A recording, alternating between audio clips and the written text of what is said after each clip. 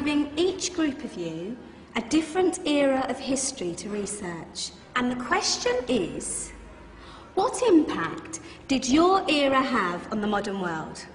So Sarah, your group has the ancient Greeks. Ravi, you've got the Romans.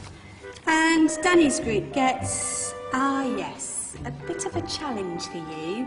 You get the Middle Ages. Some even call it the Dark Ages. Boring. See how you get on.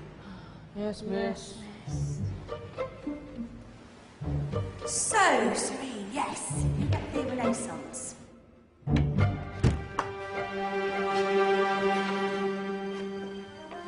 Is that the librarian? I guess so.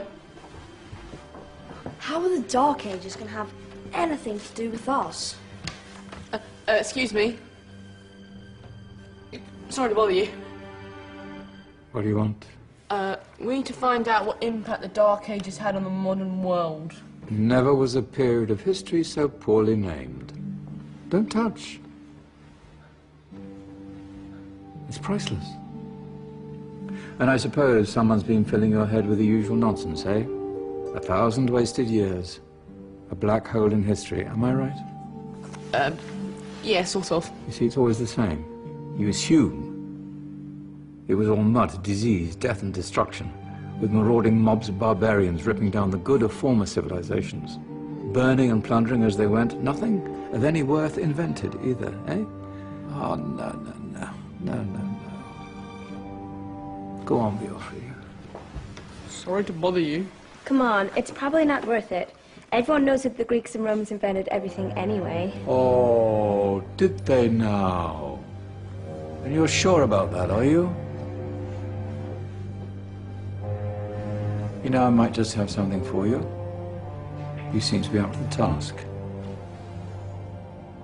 I suppose I could... Follow me. I've got just the book for you.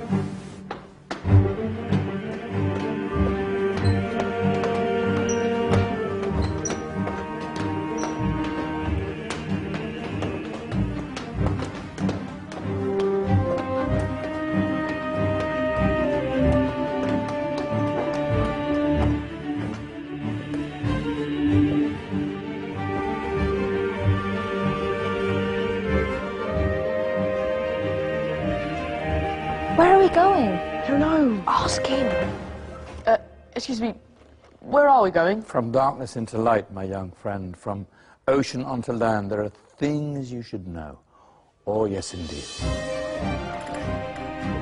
Yes, indeed.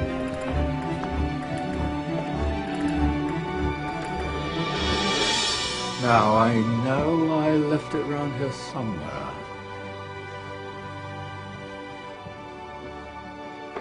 Ah,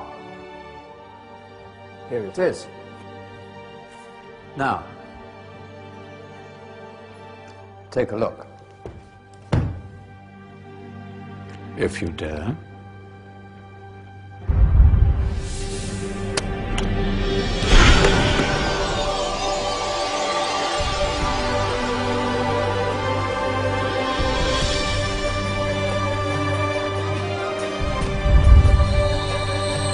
What's going on? Welcome to the Dark Ages, or as it should be known, the Golden Ages. Who are you? I am Al-Jazari, engineer and ingenious inventor. I thought you said this was the Dark Ages. It doesn't look very... dark. That's because it's all a matter of perspective, my soon-to-be illuminated friend. Of course, there are parts of the world that weren't dark at all, but in a civilization that stretched from Spain to China, the golden rays of discovery and invention shone over everything. What civilization? The Muslim civilization, my young friend. Through scholars and scientists of various faiths, some of the most important discoveries known to man were made at this time. Discoveries that drew on knowledge of the ancients, but have more connections with your modern world than you could possibly ever imagine. Like what? Well, all sorts of things. I've got to get a picture of this. I knew it was a good idea. Who are you? Allow me to introduce Ibn al-Haytham, a great scientist whose ideas led to the invention of the camera.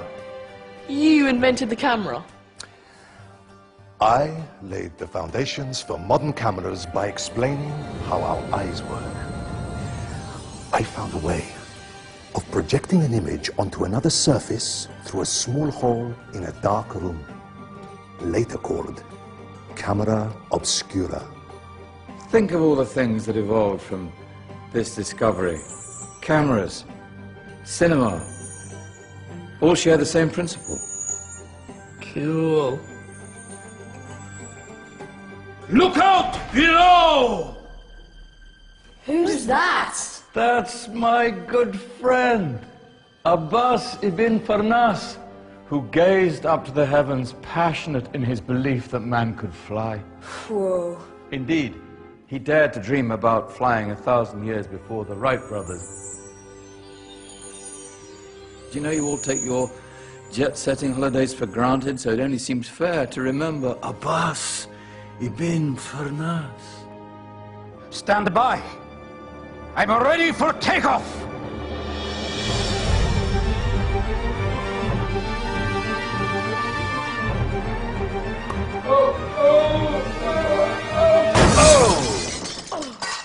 You did forget one thing, though. A tail, useful for landing. Ah, my back. Is there a doctor in the house? Did someone call? Ah, my old friend, why don't you introduce yourself to my young guests? I am Abul Qasim al-Zahrawi. Many call me the father of surgery. Did you actually do surgery back then? Of course we did. In fact, many of the surgical tools that I invented are still used in your modern hospitals. Excuse me, a patient needs my attention. Scalpel? I think I may need some stitches. In that case, I'll use catgut. Catgut? From the gut of animals. Perfect for stitching up internal wounds. Your surgeons are still using it today. Sorry, mustache.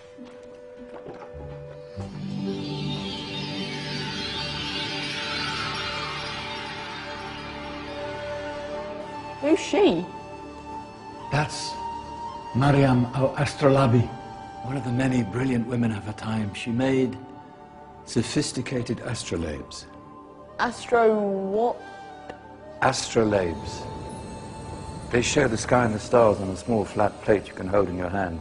Think of them as ancient calculating or timekeeping devices. Today you have your watch, your compass, satellite navigation, helping people and explorers travel the world.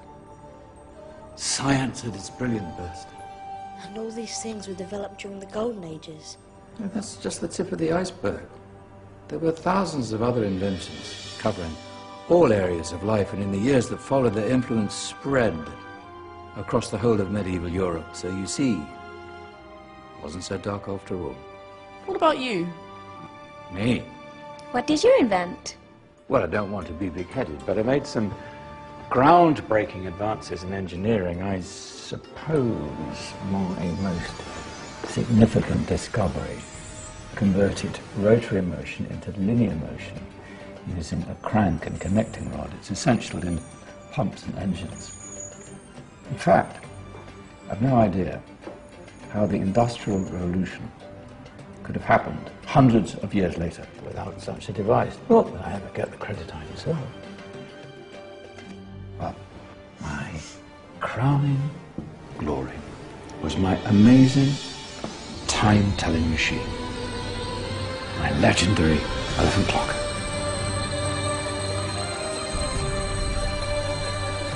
It's a clock. Yes. Dozens of components collected from different cultures around the world.